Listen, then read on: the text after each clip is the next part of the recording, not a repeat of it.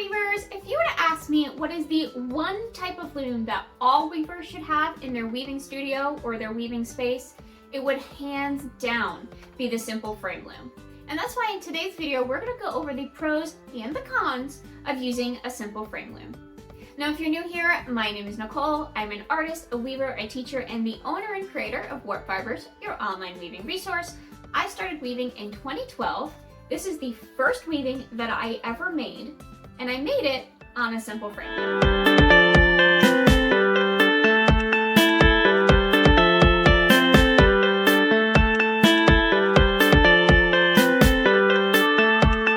So before getting into the pros and the cons of using a simple frame loom, we first have to go over what a simple frame loom even is. And so a simple frame loom is basically just any frame that you can use to put a warp on and weave. And it's simple because it doesn't have any notches or nails or any sort of device that dictates the spacing or creates a shed. So for example, this would be a simple frame loom. And so would this and this. Now these are all made from picture frames that I got in like the clearance section somewhere. This is also a simple frame loom, and this one is made from canvas stretcher bars. And this is gonna get us into our first pro. So the first pro of using a simple frame loom is that it is inexpensive and therefore easier to get into weaving if you're not spending a ton of money to start. So canvas stretcher bars, if you're unfamiliar, are basically what is underneath a canvas that a painter would paint on. And they would choose the size of the bars, put them together, and stretch fabric over it. But you can also use them to weave on. So you can choose the different sizes that you want. You can make any size frame, put it together, and you have a frame loom. Now this just so happens to be the exact frame loom that I started on. So this is the loom that I first wove on starting in 2012. And it is the weaving that I did my first weaving on. And I still use this frame loom. It's such a good size, it is sturdy, and it is simple. And all of the reasons that I'm about to go over, all of the pros are why I still use this loom, despite the fact that I have a floor loom that I use, a table loom, 2 rigid heddle looms, and a couple other different types of tapestry looms. I still like this one. So since simple frame looms are inexpensive, like I said, I usually buy most of my frames at like clearance sections, thinking like Michael's or other craft supply stores or any sort of home goods stores. You can usually buy them for pretty inexpensive. You could also just go around your house, and if there's a frame sitting around that's got a picture maybe you don't like so much, then take the picture out, take out the glass, and you can use it to weave. And you're only spending a couple of dollars for a loom to get started. So it really makes the entry into weaving pretty easy and not so prohibitive. Now because you can use picture frames for your frame looms, it means that they can be pretty small. And that gets us into our second pro. Simple frame looms can be very portable. And since you can basically choose any size frame, you can figure out what portable means to you. So something like this could easily fit into my purse, but you might have a larger purse or a backpack or something like that. You can put a slightly larger frame into your backpack, and you can take your frame weaving with you. So now you can be sitting in your doctor's office waiting to go in, or sitting on the bus, or sitting in a park, or just honestly just moving to a different room in your house if you're tired of staring at the same 4 walls of the studio, and you can keep weaving. Since they are so small and there's nothing to them, they're usually pretty lightweight, they don't have a lot of extra stuff, they are nice and portable. Now depending on the type of finishing that you like to do, this one may or may not be a pro for you, but it is a nice option to have. So if you're using something, again, like a picture frame, then you could choose a picture frame that you particularly like. And that weaving that you make on that picture frame could stay on that picture frame. So for example, This weaving was meant and woven to stay on this frame. I picked this frame because I liked the way that it looked with these branches, and this weaving will never come off of this frame. And so it is already ready to display. I never have to cut it off and figure out what I'm gonna do with my warp ends. I never even have to finish the back if I don't want to, because it's never going to not be under tension. This weaving is ready to hang just like this. Now, that does mean that you will have to buy more frames to keep weaving on, but honestly, is that really an issue? You can just get them, again, for pretty inexpensive. Buy a bunch that you really like and then use them for particular weavings. You can also still have a frame loom that you can take the weavings off and use over and over again. But if you want the option to have a weaving that is finished as soon as the weaving is done, then being able to weave it on a picture frame that you like is kind of a perfect option. So if we go back to our first pro for a second, and that's that simple frame looms are very inexpensive. This is going to tie into this next pro, and that's because while the frames themselves are inexpensive, you're also using less yarn when you're weaving on a frame loom like this. And that's because on this type of loom, the only waste that you're going to have is the area that is going around the frame. The rest of it is devoted to the weaving, as opposed to something like a floor loom where you have a lot of loom waste that you have to account for at the back of the loom.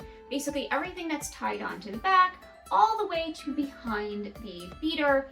None of that is actually ever going to be woven, but it still has to be accounted for when you are setting up your weaving. So you're using a lot more yarn on something like a floor loom, a table loom, or a rigid heddle loom than you're going to on a frame loom. And while all frame looms are going to have this pro, it's still a pro for the simple frame loom that you're actually using less yarn, there's less loom waste.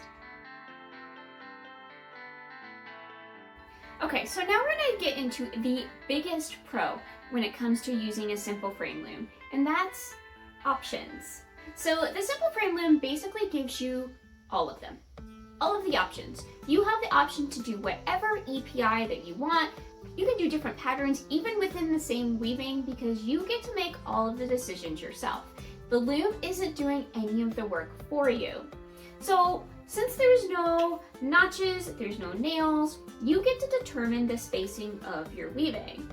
Now, if you remember, EPI stands for ends per inch, and is basically the warp spacing of your weaving and helps to determine the type of weaving you're going to create. If you want to learn more about EPI or you need a little refresher, I will link the video up here somewhere and you can click on it. So since there's nothing on this loom to dictate the EPI, it means that you could weave one weaving at 6 ends per inch, finish it, take it off, do another weaving on the same loom, that's 10 ends per inch. Then do another one that's 12 or 8, or really any EPI that you want using the same loom without any extra tools or by purchasing anything else. So for example, if you're using like a floor loom or a table loom, then those are going to have a reed. And the reed is an interchangeable part on the loom that determines the EPI. On a rigid heddle, you have the heddle. That's going to determine the EPI. If you want to do a different EPI, you got to buy a different heddle or you got to buy a different reed. On a simple frame loom, you just got to move the warps yourself. You are the one that's doing the spacing, so you can do it in any way that you want, as many times as you want. You can even do different spacing, different EPIs on the same weaving without any real extra effort and without spending any extra money. You don't have to buy a variable dent heddle for a simple frame loom. You can put 6 EPI and a 10 EPI in the same weaving just by moving some of them a little bit closer together. So why is this so important? Well, having the ability to weave any EPI or any pattern that you want on the simple frame loom is really, really good, especially for 2 reasons. First reason, if you are new and you are trying to get in for as little money as possible. I know I've already talked about this, and maybe the inexpensive thing is really the biggest pro since I keep bringing it up, but it just ties into everything. You don't have to buy a lot of extra stuff to get started. This is all you need to start weaving and to weave a lot of really cool different weavings. And the second thing is it allows you to do samples. So even when you have a floor loom and a table loom and 2 rigid heddle looms and a couple of tapestry looms, that's me, I have all of those. You can still use a simple frame loom to do something like samples to help save time and some sanity, to make sure you're not putting something on one of those bigger looms that takes more yarn and more time to set up that you don't even like. So instead, put it on a simple frame loom, make a little sample, give yourself some proof that you like it, that it's gonna work, it's gonna do exactly what you want it to do, and then move on to the bigger loom. And that being said, of course, you can make full-scale weavings and finished weavings on simple frame looms. I do it all the time. But if you think you're ready to move on from the simple frame loom, I recommend just keeping it around because you can still get a lot out of it. You can have a small one that you bring with you because you're not going to bring your floor loom with you to the doctor's office, I assume, but you could bring a simple frame loom, or you could use it to make samples for that big tapestry or that big blanket that you're planning on. Really, it just gives you the option to do basically whatever you want. Alright, so with all of those wonderful pros, you may be thinking, what possibly could the cons be? Just kidding, I know you probably had already thought of some cons, but let's get into them. So the first con that I'm going to start with is probably one of the biggest ones, and it's one of the ones that I find that students have the biggest issue with, and that is that there are no notches or nails. Which, if you remember, was also a pro. But it depends on how you look at it, and it depends on how you approach things. So having no notches or nails on your simple frame loom means that you have to be just a little bit more careful when you're weaving to make sure that your warps can't move around. And there are ways around that and some things that you can do. And of course, I've got a blog post for you, so you can check that out in the description below. But when your warps move around, it can change your EPI. And as we know, having the ability to have multiple EPIs is a pro. But it's a con if you don't want it. If your warp is moving unintentionally and changing up your EPI, it's not a pro. So what we can do is some of those things that I mentioned in the blog post, but also really it's just being careful when you're weaving to make sure that things aren't moving around. Make sure you have good tension on your warp, which is very easy to do on a frame. You can get your warp very tight, and this will help to keep things from moving around and changing up your EPI. Now, the second con of using a simple frame loom is the fact that there's no shed system. And that can be a con because it makes the weaving pretty slow. And if you've been weaving for any period of time, you know that weaving is already slow. So this might actually make it a little bit slower. Now, that could actually be a pro for some people. I personally really like it. It allows me to really be in the moment. And since I'm manually weaving, just going over, under with my tapestry needle, it feels very meditative to me. A lot of different weaving does, but I definitely get it with the simple frame loom as well. But it is slower. So if you're looking for a faster way to weave, this is probably not what you're looking for. Now, there are ways to add a shed system, either with a shed stick or with heddle rods. Check the description, I got a post for you. But as is, it is kind of a slower way to weave. Now, pro or con, you can choose. Now, the last con that I'm going to go over is the fact that setting up your simple frame loom requires math. Yeah, I'm sorry. Unfortunately, a lot of weaving actually requires math, more so than you might think when you're first getting started. Now, does setting up a simple frame loom require more math than, for example, setting up a floor loom? No, not really. They all require math, but just because it's simple doesn't mean it doesn't require math. So I'm including it in here as a con because it's still there, that if you're not a math person, just know it doesn't just go away because you're using something more simple. And it's really just determining how much yarn you need, so it's a little bit of multiplication and division. Now, if you're interested in learning how to warp a simple frame loom, there are a couple different methods. There's a 2 salvage method, a 4 salvage method, and even a 3 salvage method. And I got the info for you in the description. You know, I've written all of the blog posts already. I'm actually working on a 2 salvage warping course that will hopefully be out in about a month or so. Whenever it is out, I will update the description to have a link to that. So if you're watching this video in the future and that is out, you can go ahead and look at that. And the 2 salvage warping method is actually my favorite way to set up a frame loom.